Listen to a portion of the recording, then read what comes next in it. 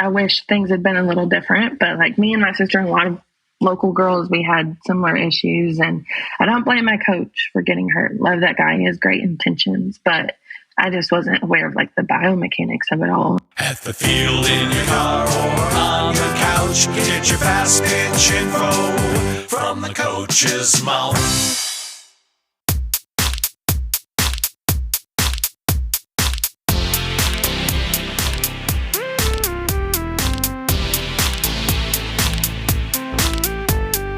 Welcome to the From the Coach's Mouth podcast with your hosts, Jay Bolden and Ken Kraus.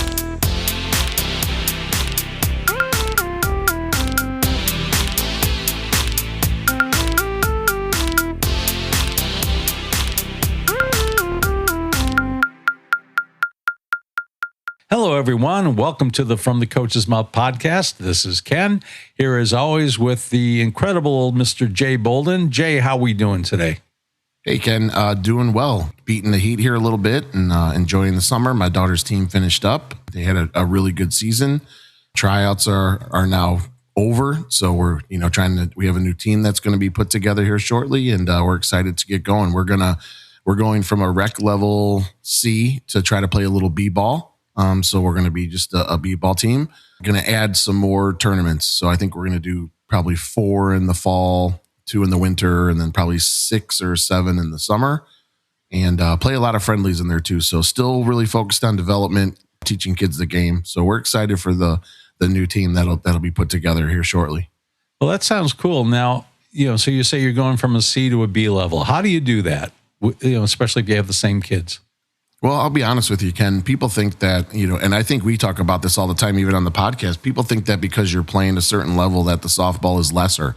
It's like in college, like people think NAIA has lesser competition than Division I, and that's just not the case. Or Division II is less than Division I, and that's not the case. Or like we talked, Darren Monroe here from out there in Rock Valley, that junior college is less competitive than Division I softball, and that's just not the case. So there's some very good C-level teams that could very easily go into B-level tournaments and actually compete and, maybe even win those. And so, I don't really worry about the classification of what we are. I think that's more for coaches to brag about or, beat their chests about. But, for us, we're going to ease into it just like we were before. And I think games give you great feedback on things that you need to work on. And so we're just going to jump on in and see where we're at, and then take the information from those games that we're playing and then work on that stuff at practice and break it down for these kids. I think that's been our goal this whole time, is we don't need to be the best team, out there. We just want to have the kids who know what to do with the ball, who are growing IQ, who are growing and knowing the game, not just playing games. It's funny, Ken. I want to tell the story now. You got me on a roll already this early in the morning. The coffee is kicked in. I just had this conversation with our coaches. We did a semi-travel team, C-level this year, and we did play some B-level teams. There's a team that we competed against this year 4 or 5 times, Ken. They played 79 games up until this last weekend. We played 25, and they could not beat us at all this year.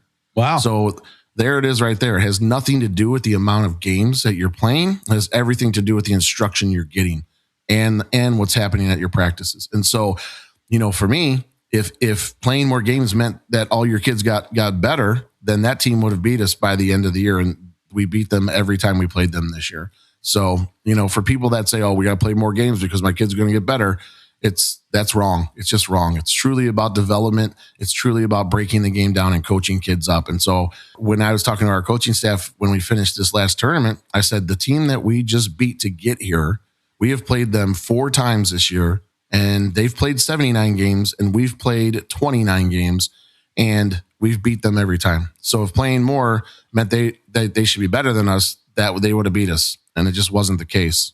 Yeah. Well, that's great. It shows that what you're doing is working. And I think especially at the younger ages, you really need to coach the kids up.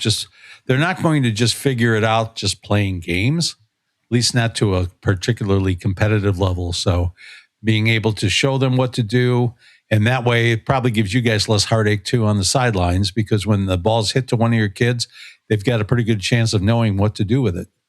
We would hope so. That's the goal, right? It's like what we're doing when I cheer the loudest, it's because what we did in practice has now transitioned to the game. So I go absolutely crazy when that happens. When I see a kid know what to do with the ball, we double up a kid on a line drive, or we know that we're going to try to go home when there's runners, when our bases are loaded, or, we're hitting a cut and we're making the cut from, switching the cut from second to third.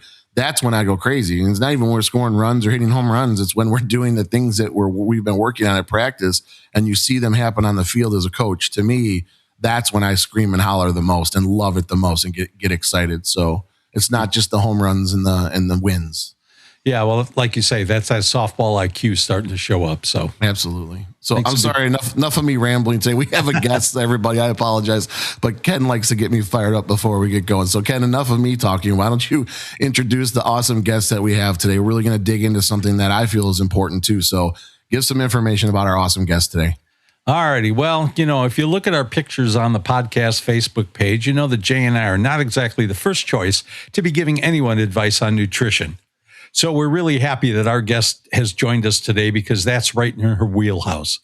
After a highly successful career pitching at Silver Creek High School, our guest spent some time at Kennesaw State University before moving on to graduate from Eastern Kentucky University with a bachelor's degree in nutrition and dietetics. Following a year-long internship, she went on to pass her national board exam and became a registered dietitian.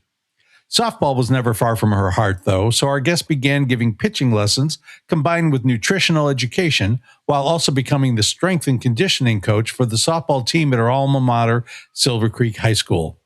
She has since expanded her business to provide nutritional assistance and advice to athletes in general, other students, and their parents, and has developed an app under her Fuel and Fire brand that combines pitching and nutritional instruction. Ladies and gentlemen, please give a warm From the Coach's Mouth podcast welcome to Shayla Cravens Taylor. Welcome, Coach. Hey. How are you? This morning? Good. Thanks for joining us. Of course. Super excited for this. We figure this is pretty timely right now, too, with all the summer heat and everything going on. All the kids have been playing, like Jay said, the teams are out there playing 120 games. That means there's probably a lot of junk food going on and things like that. So this will be a good chance for people to learn a little bit and get an idea of what they should be eating instead of what they are eating. Oh, yeah. Awesome. So let's dig on in here like we ask everybody. And where did this all start for you? How did you get involved in softball? Where did it begin for you, Shayla? So I grew up next to the Little League, and my dad, he played a little bit of baseball growing up. And so when I started playing T-ball, I just kept going. And then when I got to kid pitch, I was hooked. I loved being the center of attention. I loved getting to practice. And I was just so competitive, not just with softball, but with everything. So yeah, ever since then, my whole life, basically. And then did you play other sports growing up too, if you were that competitive? So I tried basketball. Loved playing basketball on my own at home. But getting an actual game, it wasn't my thing. I tried cheer at the time. I didn't like cheer, but I respect cheer and gymnastics so much now. Like, those girls are so strong. Yeah. And then I really liked volleyball. I played volleyball in middle school. I wanted to do like a travel league, and my parents were like, come on. But we only have so many funds right now. And if you want to be a pitcher, like, let's try to find some more balance here. So, but then also, like, I didn't know the importance of being a multi-sport athlete. If I did, I definitely, like, me and my dad and mom both, or all of us would have been like, yeah, that's probably a better route. Give that pitching arm a little bit of rest. Yeah, unless you're playing volleyball, in which case, at least all the overhead aspects of it. Yeah, that can stress out an athlete pretty well. So yeah. I have a lot of my girls that play travel volleyball as well, and they're the ones that seem to be broken all the time. Yep. So how did you get into into pitching? Is that something that that you just fell in love with? And how were your parents when you were going through that as a pitcher? Were they crazy in outfield, or were they nervous for you? So after I started kid pitch, I went to a local pitching instructor. And I loved working on my own. I remember, I think it was like 2006. I went to a PFX tour.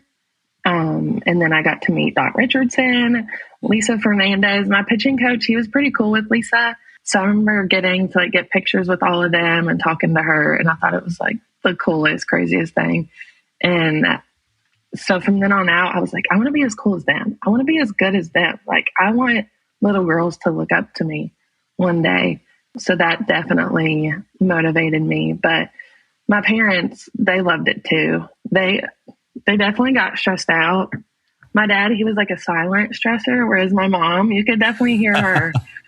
So if you have some videos, you can hear your mom yelling on them, right? The camera's shaking and you know, yeah. Things are going on when things get exciting.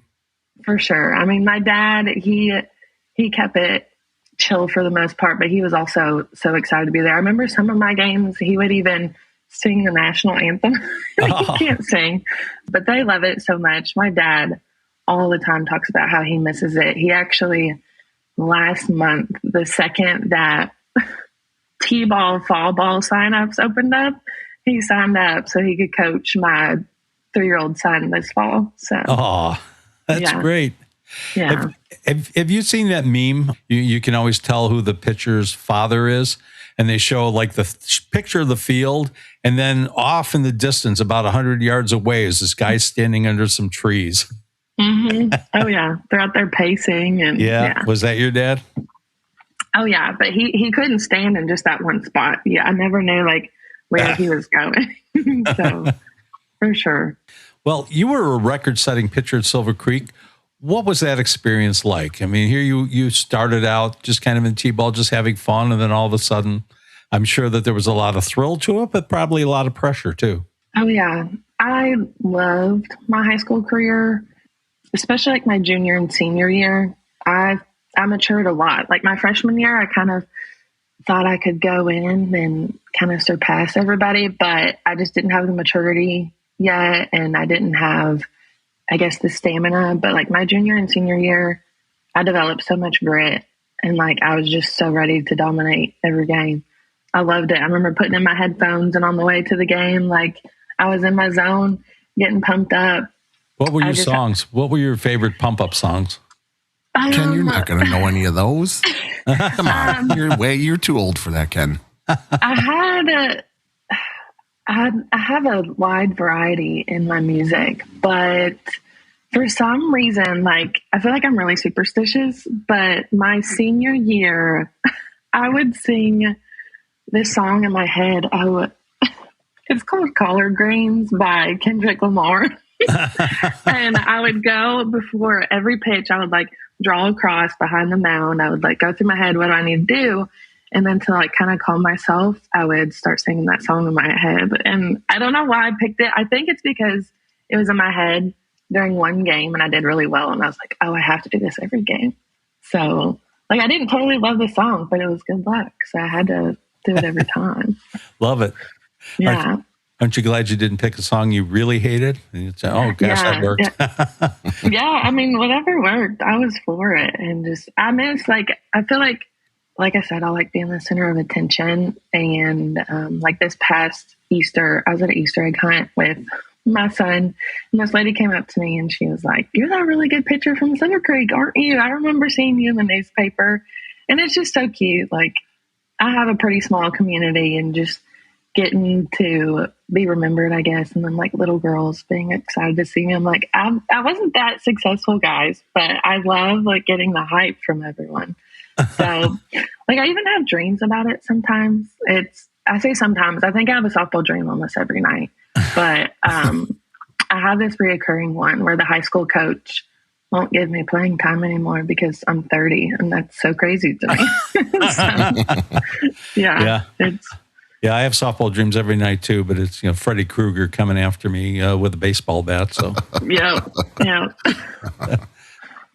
All right. So I want to talk a little bit about kind of your view as a pitching coach. What do you see in pitchers today that that maybe you think is missing, especially if they have big dreams? So these kids want to go, they want to play at Oklahoma, or they want to play at Texas or Texas Tech or somewhere like that.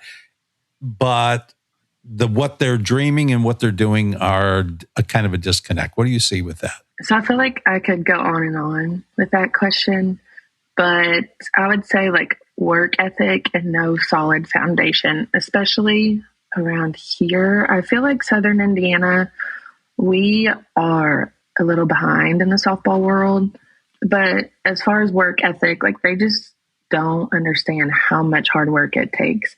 And I was their age. I was like, I wanted to go to UCLA, Tennessee. I wanted to chase Lisa Fernandez, of course. And I didn't get it either. When I got to Kennesaw, I was like, holy cow, this is crazy. They want it, but they're not willing to work for it. And I have a lot of kids. They think that just like one lesson a week will cut it. Or I used to give out homework for my girls. I would give them like their own program, I guess, miniature program for each week. And I'm like, hey, focus on these concepts, these drills. If you don't complete it, you have to do 40 lunges when you come in. 10% of my girls did it. And I was like, okay, nobody's listening. So I'm just going to like stop wasting my time. But that's kind of like a reason why I did the app too. They'll tell me that they went home and they pitched in the backyard with their dad and just rep after rep. And I'm like, I love that you did that, but it might not have been with intent. You probably weren't like in tune with your body. You didn't even know what you were doing. You didn't have goals, probably just, doing the same bad mechanics over and over. And so, I get it. The drills are boring a lot of the times, but they're so important and they don't get it. But when I tell them, I'm like 3-4 days a week minimum for the younger girls, but the ones that do have those dreams, I was like, you got to be doing something every day, even on like your active rest days, like do something, like even if it's just spins or like a little bit of a workout or just like a recovery day with like stretching, like something. You got to be taking care of yourself. But I love, love, love my girls, but I continue to tell them and their parents, like, if you're not working on your own, then you don't need to come to lessons. Yeah. So, I've even told a couple, I love them to death. And it's usually the girls that I see that have the most potential. I'm like, you literally can't come back until you show me and your parents that you're dedicated. So, I love it. I love the game so much. And I've seen a little bit of that Division I world, and I want them to excel so bad. So it's really hard for me to accept like subpar effort. And a lot of them don't want to trust the process either, because I feel like some coaches around here are kind of like, hey, go harder, drive out further, kind of like very basic stuff. So when I try to explain to the girls, like, this is a large puzzle and you have to complete each piece at a time. And each piece could take you like months. They get frustrated because they want the instant results, and they get frustrated because I don't always have the radar out, or I'm not trying to teach them 4 pitches at 10 years old. It's just, I emphasize, like, you got to work harder and you have to have a solid foundation. Like, please do strength and conditioning too. So I don't know. I feel like a lot of kids, they're just focused on, having all those pitches and pitching 55 plus at like 11 and 12 years old. And when they come to me, I'm like, well, your pitches aren't breaking, and your pitches aren't breaking, but your body is. And they don't know how to self-correct. And I was like, we got to slow things down, break it down. And they haven't even heard of like 90% of the things that I talk about. And just, I feel like nobody really taught them. And without that solid foundation, you can't feel and repeat those same mechanics. So, some of these girls, they don't even know basic anatomy. They're like, I didn't know like your feet were important for pitching. It's like, oh yeah, like it goes from bottom to the top of the body. So and then when they kind of have that coming to Jesus moment with them and develop like a plan for them, they start to get overwhelmed because they feel like they have to start over. But just work ethic and trying to trust the process, and also getting the parents on board too with it. So yeah. I can talk forever about it. Yeah, it's funny that you mentioned that, with the parents. I had the mom of one of my girls. She's a 10U, a little tiny thing, just a twig. And her mom was, I really want to get her faster. And it's like, I said, right now it's going to be hard for her to get faster because there's just not enough her there. in order for that to happen. But I said, let's focus on the mechanics. We'll get her really good at this. I've done this before. Jay has done it 1,000 times. We'll just get her mechanics really good. And then when her body starts to mature and she starts to get a little bit stronger, you're going to see a leap. She's going to jump up. And this week she jumped up 2 miles an hour. But what I admired about it wasn't so much the speed, it was the way she was throwing the ball. I mean, her pronation was great. Her arm whip was great. She looked like a really good pitcher. And it's like, and she's got a sister who is about 6 foot tall. I mean, they look like, like she's the leftover from her sister because they look so much alike. But it's like, boy, if you get to be as big as your sister was, watch out, this kid's going to be great. Oh, yeah. Yeah, trust the process. I tell my girls that a lot, like especially around the 10U age. You have like the girls that are kind of like really excelling. I won't say like with natural talent but completely bigger, because they're stronger. Bigger, and it's just they're kind of like a more of a natural athlete. It came a little easier to them. I'm not saying those girls don't work hard because a lot of them do work hard, but I have some girls that are like third, fourth, fifth string pitcher and they aren't seeing as much time or they're not as fast. And I was like, you're smaller right now. You're also still kind of like new to this. So please trust it. I see the potential. Like when these girls get into middle school, that's when they kind of like, I guess they might plateau, or when they move back to 40 feet in that bigger ball, then it's kind of like where you'll see who's actually climbing that ladder. So I'm like, just wait. If you keep working hard, you're going to be like that number 2, maybe number 1 pitcher. So these girls, they just want to be so fast and the best at such a young age. I'm like, let's just work on mechanics and confidence. Well, if you read the backstory on a lot of the famous pitchers, I mean, Amanda Scarborough being one of them, a lot of them talk about how they were the 4th or 5th pitcher on their team for many years because they were smaller. They didn't develop as much. It just took them longer to get there, but they kept working at it. Mm-hmm. Oh, yeah. Yeah. Yeah, I nip that stuff in the bud right away. I just tell them I do speed 2 times a year. You get one at the end of your season, and we'll do one in December. So like August and December. And I tell the parents, you can pull your radar gun out anytime you want. I don't care. However, it's going to come out 2 times a year, and that's it. Because to me, if we're not working on mechanics, I firmly believe if we're working on mechanics, the speed's going to be there anyway. So, yes.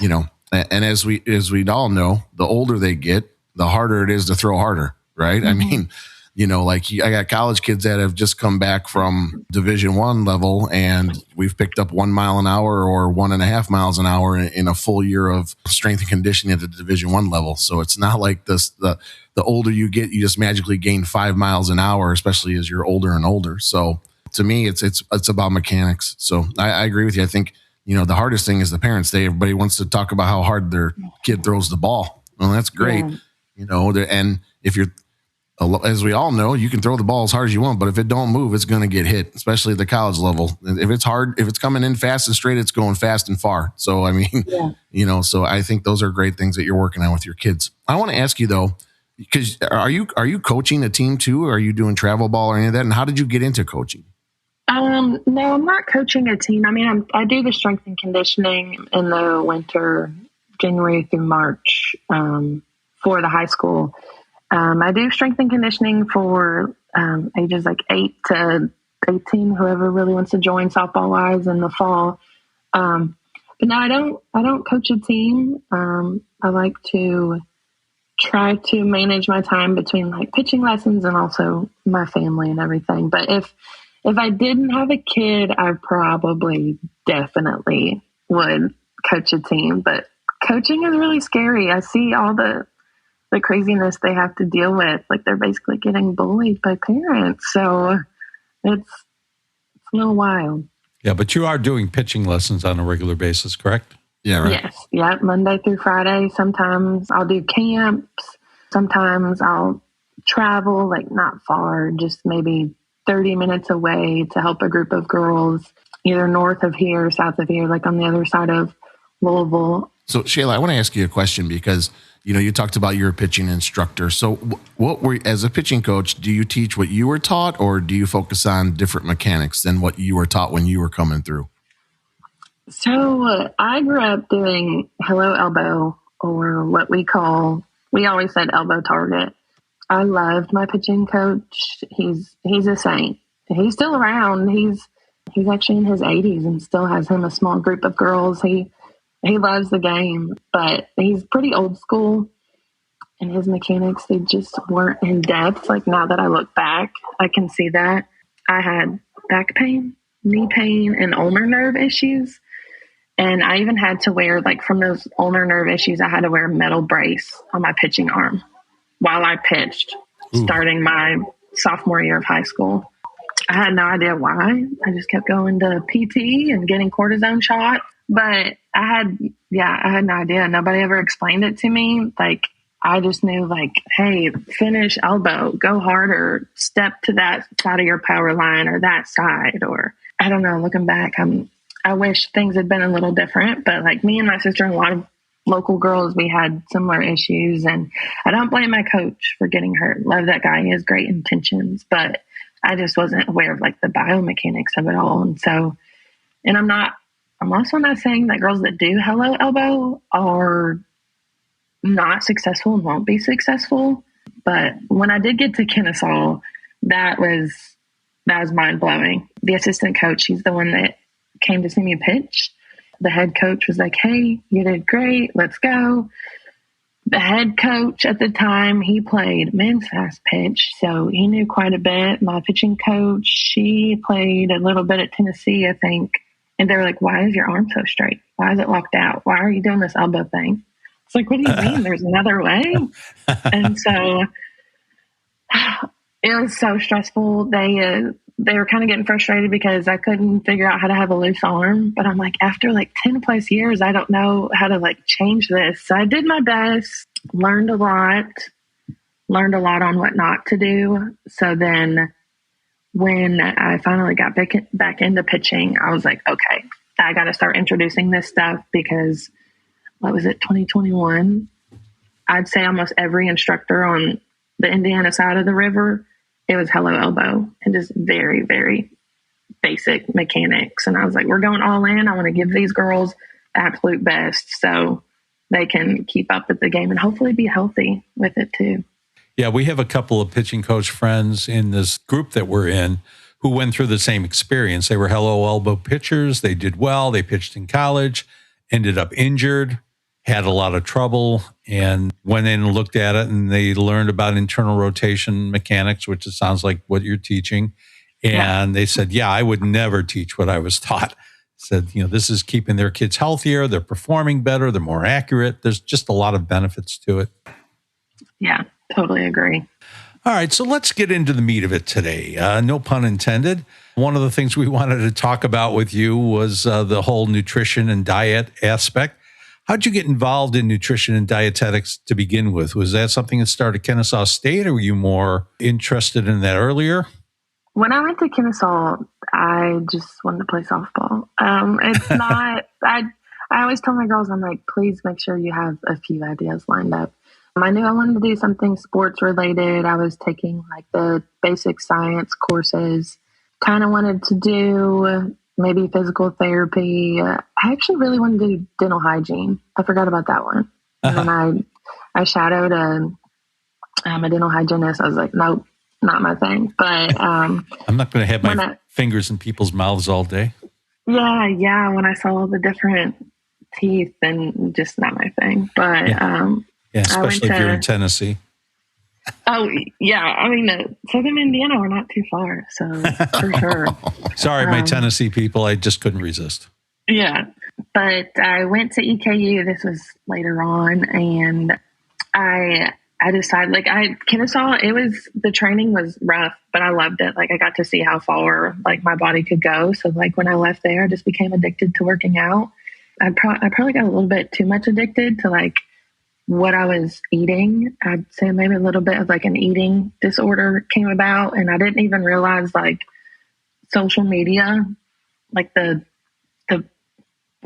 bad part of that, like the effect it had on me and just like the lies in it. So at the time, but I was hooked on eating and working out. So when I got to EKU, I thought maybe I wanted to do kinesiology or something and like exercise science, slowly work up to being a physical therapist until I heard like how much school that is. And so my academic advisor, he's like, hey, we have this program, nutrition and dietetics. And I was like, okay, cool. I'll try it out. And so I started and became addicted. I loved getting to figure out that basically all that I was doing was not correct. And I wanted to help people figure that out too.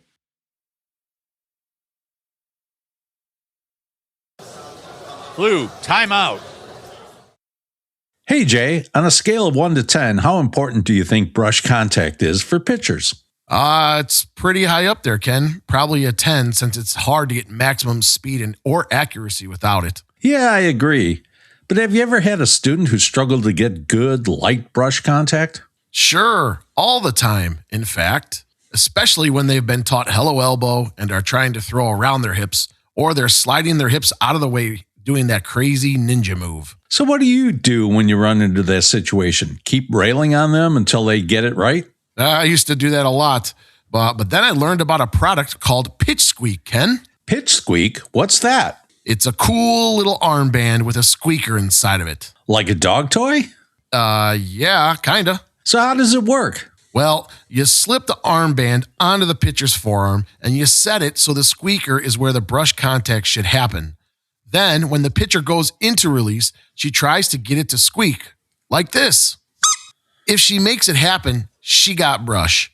If there's no sound, she knows immediately and can make a correction. Wow, cool. So she gets immediate audible as well as tactile feedback. Oh, there you go again, showing off with those big and technical words again. But yeah, she can feel it and hear it. Does it really work? You bet it does. I use it with my students all the time, and it helps them learn how to get brush contact pretty quickly if they practice with it. Sounds neat. Where can I get one? Oh, it's easy, Ken. Just email support@pitchsqueak.com, and Jason, the inventor of it, and a Polygirl certified pitching coach himself, will ask you how many you want and send them right out. I'll do that today. Thanks, Jay. What's that address again? Oh, you bet, Ken. It's support@pitchsqueak.com. One more time for those of you who are listening, support@pitchsqueak.com. And don't forget to mention in the email that you heard about it right here on From the Coach's Mouth podcast, and you'll receive 10% off. So what is the difference between a nutritionist and a dietitian? So I could go on forever about this one too, but anyone can basically be a nutritionist. I think they have like online courses that's like pretty short, and it gives you like a certification of being a nutritionist. But registered dietitians, we're like on a whole other level. And I don't want to give myself too much credit because like the clinical dietitians, the other like community food service dietitians, they deserve a lot of applause too. But that's probably one of the main differences is the medical nutrition therapy side. Dietitians are the only ones that are allowed to legally provide medical nutrition therapy. That's like not just giving plans, because you can make someone sick if you give them the wrong diet, but they work a lot with like tube feeds and intravenous feeding, so like enteral and parenteral feeding. We assess patients based off their medical history, and from there we prescribe a specific diet. But then like you can't give someone with a swallowing issue thin liquids, just like basic water, because they're going to end up aspirating, and that could be really possibly fatal for them. We have to monitor like how many carbs a diabetic person gets, or like even with cancer. That's what I thought I wanted to do as a career, was pediatric oncology. So childhood cancer, I couldn't do that. I don't know why I thought I could, but they have to have like neutropenic diets sometimes. And that's just like during chemo, they have to be very limited to exposure to like bacteria on food because their immune system has been compromised. But I go on, but it takes a lot of school and a lot of student debt to learn all of it. So I try to make sure like that's clear. Like we're not nutritionists, we're dietitians. This is different, guys. So what would a basic nutritionist be in contrast? I've seen like just basic nutritionists. They're like pay me for this meal plan type deal, or like they'll probably use like a calorie calculator online. I don't want to say all nutritionists are bad. Like there are some that are like really passionate and they'll put time into studying it. And there are some people out there that have like their doctorate in dietetics, but aren't a dietitian, and they know way more than I do. But yeah, nutritionists, they love to give like basic plans. You definitely know that they aren't educated when they start spouting off like fads. There's no like research to back it. They start doing the fads, or they start to sell supplements. That's when I'm like, nope, I don't believe you anymore. So what are some of the common misconceptions or mistakes that softball players, or I guess any athlete maybe, make when it comes to nutrition? What are some of the things, maybe some of the old school ideas that just science has shown are not true?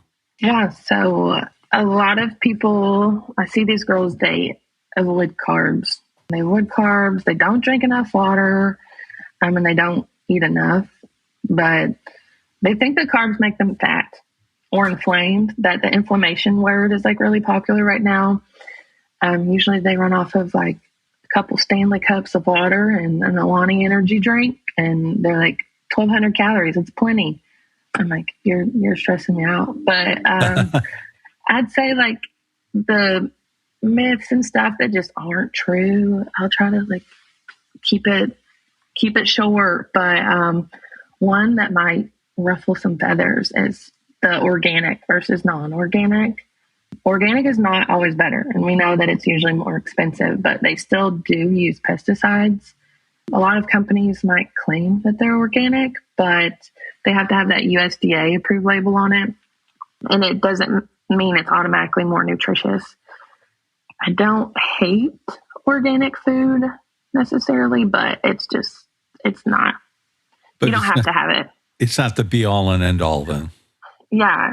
And I'd say if you wanted to buy organic, keep it in the produce section, or maybe your meats, but like getting a boxed item that says organic, like, I don't know, kind of waste of your money, really. So Shayla, you mentioned something there I want to ask you about. I told Ken this is one of my main questions I wanted to ask you today. You talked about Alani, right? What are your thoughts on these energy drinks and these waters now that have, the energy in it? Are they healthy? Can you have them in moderation? Like, what are your thoughts on those? Because I see these, it used to be like Red Bulls and Monsters, which are still out there, but you have bubblers out there. My kids drink Alanis and stuff like that. I just want to know your thoughts on these as are they good? They bad? Are they okay in moderation? Like, is it good for an athlete to be drinking these? So myself, I do love Alani. I've been diehard Alani fan forever. But I've actually stopped drinking them. It's just come to the point where they make me so uncomfortable. They do have 200 milligrams per can, and it's a small can too. Yeah. So like, and they're really tasty. Those girls, they chug it. They talk about it all the time. And I don't think it's necessary whatsoever. I was growing up, I don't think I had an energy drink until like after high school, like especially on tournament days. I'll see these girls starting the day off with an energy drink instead of water or like a meal. It's something that you could abuse. I know some people are like, oh, it has so many chemicals in it. And I'm like, well, water is also a chemical, H2O, but usually I don't see any like too many harmful chemicals in it. It's just the caffeine content that you have to be careful of. And I don't think caffeine is completely necessary at all when it comes to that. Now, once you get into maybe college and you're juggling a much busier schedule, like I just want people to limit it to one. Like some of these girls are like 2 or 3. And I was like, that's going to catch up to you. If you don't feel like you're going to die now, it's going to catch up to you. So energy drinks are so popular. It's not the best thing. What about sports drinks like Powerade or Gatorade or things like that? I mean, they always talk about doing that to replenish the electrolytes and kind of give you a quick boost, or I guess a level set for what you may have lost through sweating. How do you feel about those? I'm all for it. Gatorade, Powerade, whichever one, off-brand.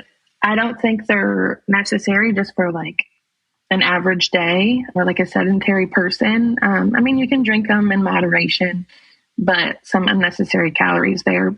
But as far as like girls that, like I just sent out a thing this week, the All-Star tournaments are going on. I have some girls like with their national teams playing all week, and it's so hot. It is so hot this week versus like the rest of the year. So I sent out a thing to everybody like, drink your water, and please, parents, let them have a Gatorade and let it not be sugar free, because sugar is part of the hydration process. So I'm all for it. If it's not like game day, I guess go for the zero sugar option. But electrolytes in general are very popular right now. Like I see just the average person, they have that electrolyte packet, and you don't need that. The American diet is so full of sodium as is. And you have to be careful, because if you have too many electrolytes, you can actually get the opposite effect. You can be dehydrated, and if you have even more, it could like lead to seizures or something. But that's pretty high level. But unless you're like an endurance athlete, if you're like doing a triathlon or track, cross country, whatever, you really don't need those electrolyte packets unless you are playing multiple games a day and your kid might not like Gatorade. Give them one. But electrolytes are so overused and abused right now. Yeah, I have to admit on that one that when I was coaching teams, I used to run to Costco and get a whole bunch of Gatorades and all of that, and they have the kids drink them, and they would drink them instead of water, instead of as a supplement to water. And I had one girl who was a good outfielder, and there was a fly ball out to her, and she just kind of stood there, and the ball just kind of dropped in front of her. And she picked it up, and it just looked strange, and went out to talk to her, and she was barely staying awake. She'd gone too much the other way, probably had too many, and it was like, oh, okay, lesson learned here. Let's throw more water in there, and we'll limit it the sports drinks. Yes, water first, always. But yeah, especially when they're sweating a lot, like let's get a little bit of those electrolytes in there. But you don't need that many. So speaking of things that you can do, a lot of the tournaments these days, you see more and more, they're restricting what you can bring in. There's no coolers, no outside food. You got to go to the concession stand because, of course, they're putting on the tournament to make money. How can players and their families address their game day nutrition needs when the only options you really have at the concession stand are going to be hot dogs and hamburgers and things that are cheap and easy to put together? Soft pretzels. Don't forget the soft pretzels, Ken. Yeah. I was going to say, soft pretzels is one of them, though. I would say like that's kind of a good option, really. If you can't sneak anything into like your ball bag, I would say, as far as like the hamburgers and hot dogs, every now and then you'll see a concession stand with like a grilled chicken sandwich or something. I would save those for like 2+ hours before a game, after a game, whatever, you've got your protein there. I don't worry too much about that. Like I just want the girls to eat. But like I said, you can have the pretzels or the popcorn, let's say 1-2 hours before a game. You can have it like right before a game. That's fine. It shouldn't be too heavy on you. And then also you can get some salt on the pretzel. That's not a bad idea. But yeah, save like the more greasier stuff for a few hours before the game. But I'd rather just, the parents give them what they can. Like give yourself grace. Like you might stress out that it's not the healthiest, but they need fuel. And then candy is a big one.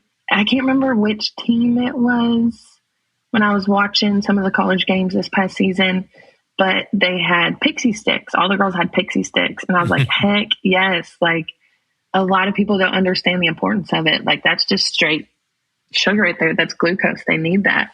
So I'm all for like candy every now and then. They shouldn't have it in their hand like every game. But if it's been a long day, let them have the Skittles or the Twizzlers or Nerd Clusters or whatever. I'd say not to go with chocolate because of dairy, it might be a little too heavy. But get them a little bit of that sugar, and it will probably bring them happiness too. Might pump them up a little bit.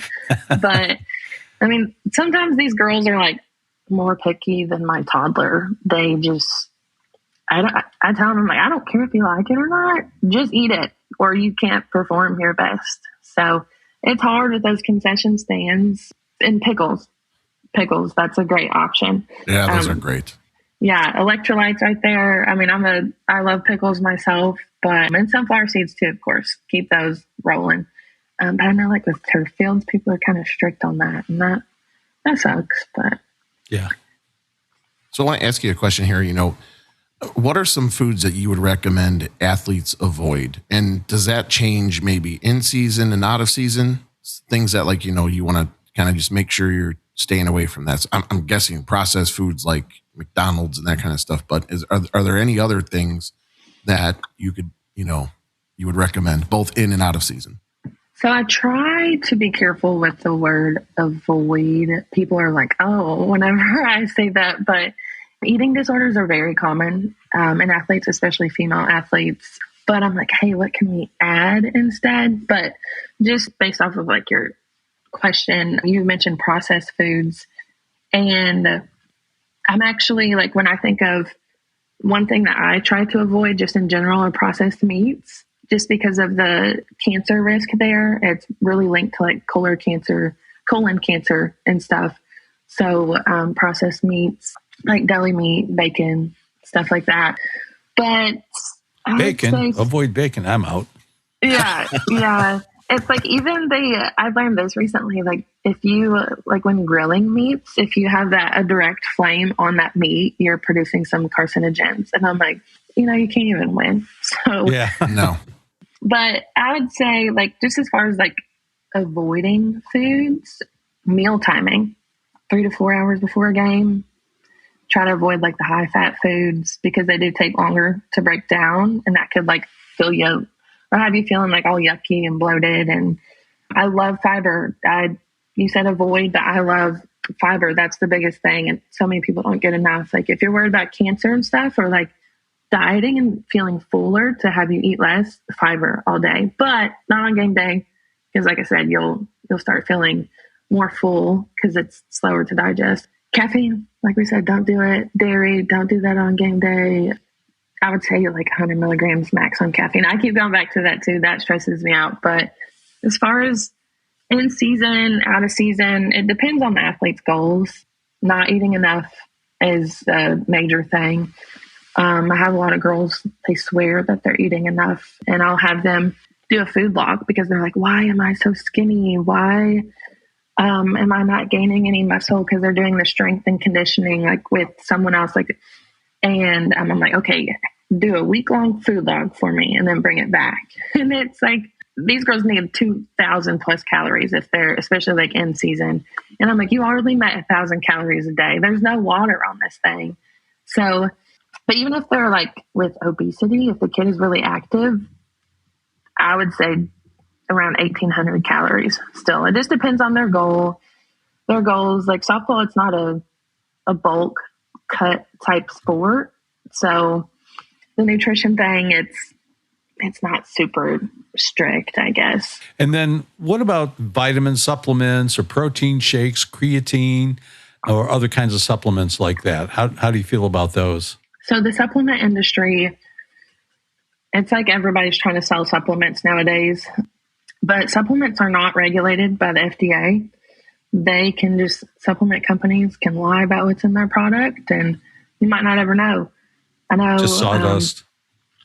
Yeah, really though. Sawdust and hot chocolate.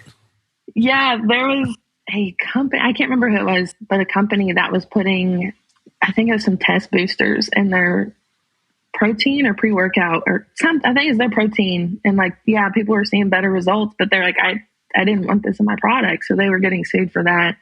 But I love that you said earlier, supplementing. I can't remember what it was. Supplementing. You use the word supplement correctly. It's to add on to. It's not to replace. And people are like, oh, I had my meal replacement shake. Don't do that. Let's eat food first. But I love a good protein shake for sure. It is hard to meet protein goals, even though people think that they need way more than they actually do.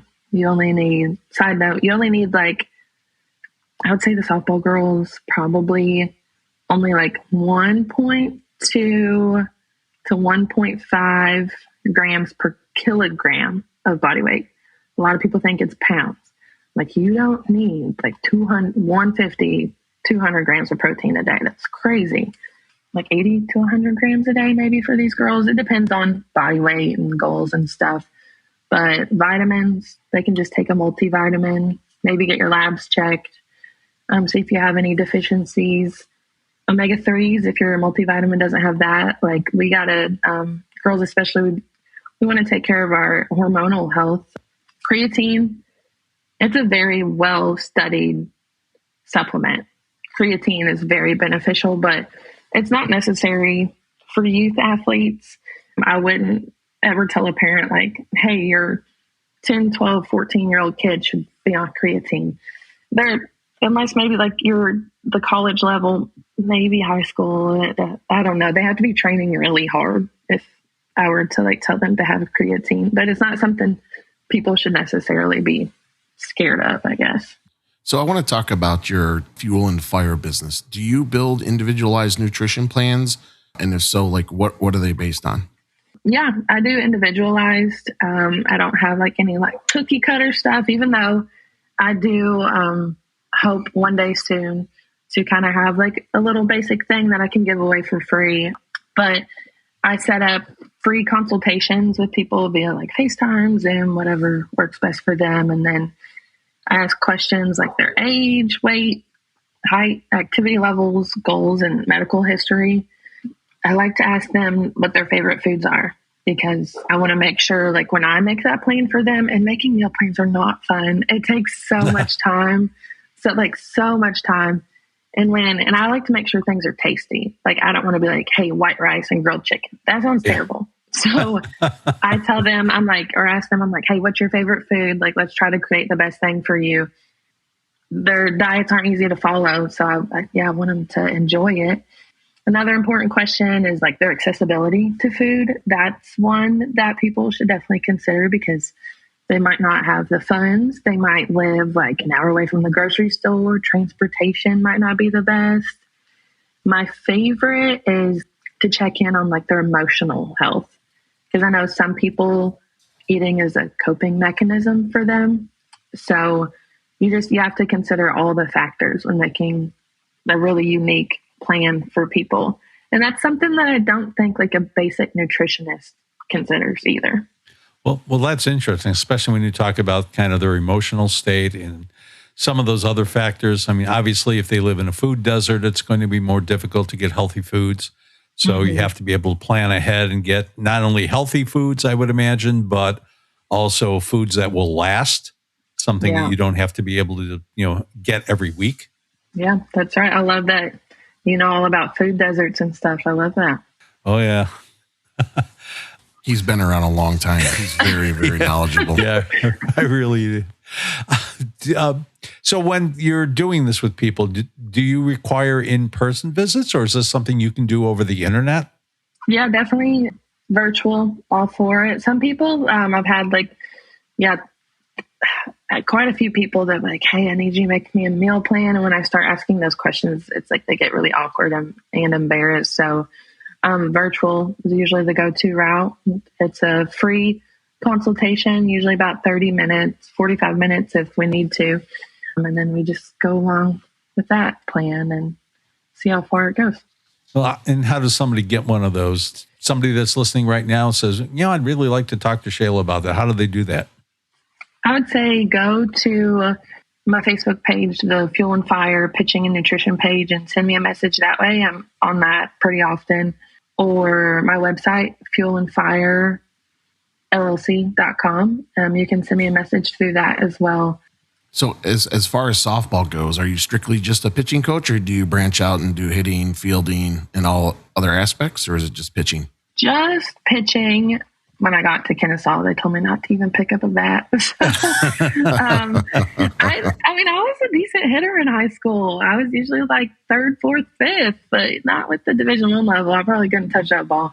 In fact, they told you not to pick up other people's bats just so that your bad juju didn't get on there. No, just don't even think about it. They're like, just go run instead. I'm like, oh, okay. So, but I do strength and conditioning, and I love it. I love it. I love getting to see how far I can push those girls. And at times they really want to tap out, and I just keep pushing them and pushing them. And I even tell them like, I know you hate me right now, but let's keep going. And so then they kill it, and they realize like the strength that they didn't know that they had. So like come like game time or just real life, they're like, I'm stronger than what I actually think I am. So I love it so much. And so, Shayla, where do you give your lessons out of? And I'm sure people can just contact you, same thing, through your website. Yeah. So I do lessons in Sellersburg, Indiana, just right on the other side of Louisville, Kentucky. But yeah, that's where I do pitching. If someone wanted to do like an in-person nutrition thing, for sure we can meet there or somewhere else. But yeah, my Facebook page and the website is the best way to go as far as getting in touch with me. And then for the strength and conditioning stuff, do you have that built into your facility as well, or do you have to go somewhere else for that? Lately, it's been next to the lab is where I do lessons. There's another building right next to it that's new. A trainer works in there, and he shares his space with me for the high school season and the fall training that I do. So that's been pretty nice. All right. So we have a fun question for you now. We've talked a lot about healthy eating and taking care of yourself and doing all those things. But now, what's one food that even though as a dietitian, you know it's bad for you, you'd still love to eat? What's the thing that you couldn't just give up forever? Pizza is a good one. It kind of depends on the day. Like, I love people think it's crazy, but I'm for pineapple on pizza. I love a good barbecue chicken pizza with pineapple on top. But I also really like burritos and like Mexican food too. So it depends. I mean, I'm a dietitian. I don't have the best diet though. I try to, have good balance and stuff. And of course, some parts of the year I'm better than others. But there's always room for those yummy foods you like, even if you're trying to be pretty strict with your diet. Include them. We only have one life. Yeah. Yeah. Yeah, I think that's important is that, if you turn it around to the point where you just hate eating, it's probably not going to last for very long. It's hard we live in a culture of abundance here, so it's hard to say, I'm just going to deny myself forever. Right. Yeah. No, that's completely true. Awesome. Well, Shayla, it's been about an hour. We promised you it'd be an hour. Just want to thank you so much for being on here with us today and giving some people some information about the nutrition side of things too. So thanks for spending time with Ken and I today. Of course. Love it. Yeah, we really appreciate it and all the time you put in there. And definitely, if you're someone that's listening that your daughter could use a little bit of help with the diet thing, or you just have some questions, or you want to say, hey, what should I be packing when we're heading out to the tournament? Give Shayla a message, and I'm sure she'll take care of you. Happy to. All right, that's it for us this week. Thanks to all of you for listening and the kind words you've been sharing with us. If you like what you're hearing, please remember to give us a like, leave a comment, and share this podcast on your social media channels. Make sure you never miss an episode by following us on your favorite podcast platform. And if you're so inclined, you can also leave us a great review on Apple Podcasts to help more people find us. On behalf of the From the Coach's Mouth podcast, have a great rest of your week and weekend.